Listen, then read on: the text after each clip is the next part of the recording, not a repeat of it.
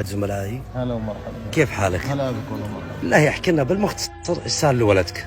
لا شوف انا ولدي انا يمكن الناس بعد كنت في نظريه ان العين والعين دي الكلام ده، بس بامانه انا حضرت مباراه الهلال وكان الولد فيها لابس تيشيرت الهلال، وفجاه كذا صورها احد المواقع وكتب عليه ابو عيون حلوه دي، طلب اني صور وطلع الترند التغريده.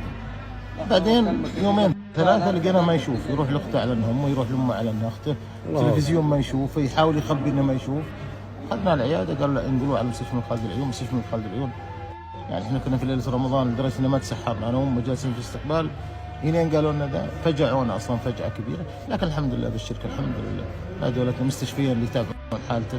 احنا في بلد الحمد لله كل شيء متوفر فيها، برا فحوصات دراسات كلها يقول لك هذا علاجي، هذا هو المستمر. عمليه محاربه التصبغات لا تكثر، ترجع تهدى بس فقط لا غير. لكن الحمد لله. لكن العين انا والله العين جتني حاله نفسيه الان، كل ما اشوف